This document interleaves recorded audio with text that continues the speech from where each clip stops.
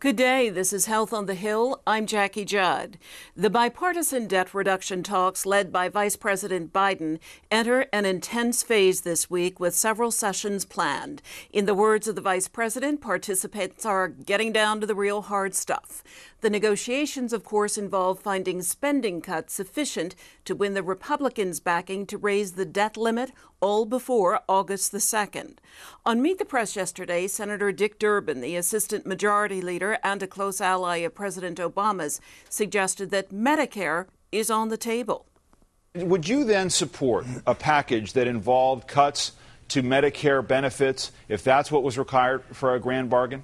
I certainly wouldn't go as far as the House Republican budget, which I think would eliminate Medicare as we know it today. But there are ways to make health savings in Medicare. Health savings that will mean that it'll be a solvent program for so much longer.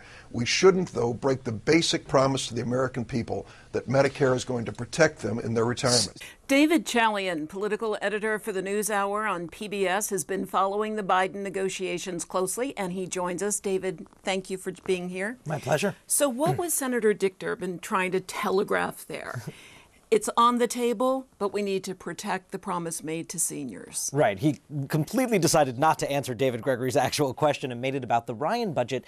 My understanding, Democrats on the Hill say that this notion of raising the eligibility age for Medicare or perhaps means testing Medicare so that wealthier elderly Americans pay more for their benefits, those types of things, those types of savings are very much on the table. What the Democrats, where they're drawing the line, because they have demonized this Paul Ryan budget, so to their political advantage, as we saw in that special election up in New York, what they need to do is separate themselves from a complete overhaul of Medicare that makes it private and hands out vouchers. That's where they're going to draw this dividing line.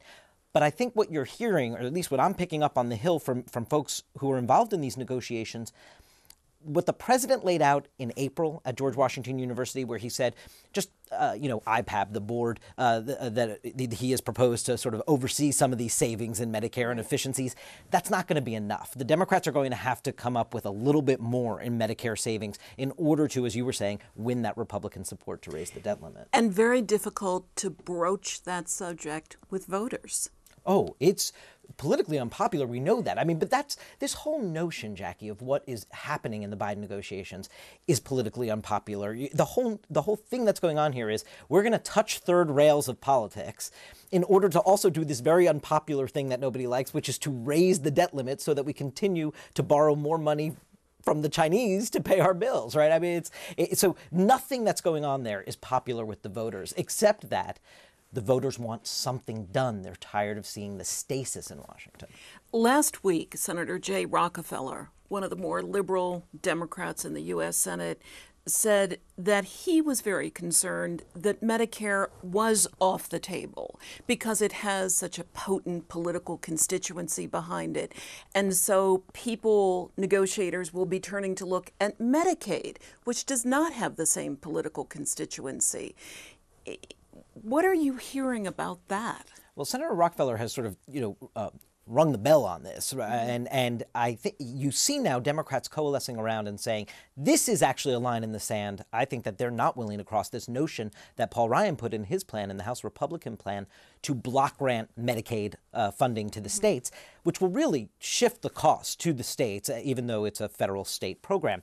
I think Democrats actually have drawn a line around that, more so than on the two items we were just talking about in Medicare. So my sense is that Medicare is still very much part of these negotiations. They'll look for savings in Medicaid, but transforming Medicaid in expense of saving Medicare, because that's politically more popular, I don't think is what the Democrats have planned. And so maybe Rockefeller was just reminding his colleagues, I'm here, I'm watching. I think that's more of what was happening, perhaps, yeah. Yesterday, on one of the talk shows, the Senate Minority Leader Mitch McConnell said that if a grand deal can't be made, that perhaps we should begin thinking about a short-term deal to raise the debt limit. Is there a consensus in the Republican Party for that idea, or was he just floating a balloon. I definitely think he was floating a balloon. And I think he wanted to, remember, he doesn't have a seat at the table. His representative there is John Kyle, his number 2.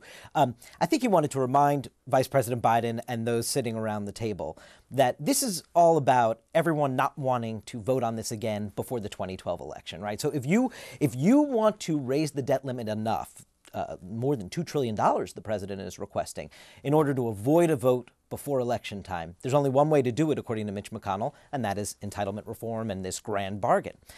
So I think he wanted to remind everyone, guys, we can do a short-term deal, right? Because Republicans don't want to look like they are for default. They don't want to look irresponsible here in any way, but they're only going to raise it a little bit. Whatever they can come up with in cuts, they're going to match. And what Mitch McConnell is saying is, bring it back. Let's have the president argue again 6 months before his election, 8 months before his election, that they need to raise the debt limit. It's one of the most unpopular votes for members of Congress of either party. Nobody likes to take that vote on raising the debt limit. And so do you have a sense of what the White House is hoping to be able to say at the end of this week? Well, they have set themselves sort of an internal deadline that they'd like to get this done through the before the July 4th recess. We know we have until August 2nd, as you mentioned at the top of the show. The White House is looking to say, listen, 3 hours every day for 4 days this week, we are now have dug into the hard stuff, as Vice President Biden said. They're not ready to announce a deal this week. I think this is going to go a little closer to the limit, to the August 2nd deadline than many on the Hill would like to see. But the White House is looking for a commitment that a deal is possible. Can I just add one complication here of what is going to throw the White House off their message a little bit? That gang of 5, those bipartisan senators that are also trying to work on a huge deficit reduction deal, they're going to release their plan this week, possibly, according to one of the members, Mark Warner, the Democrat from Virginia.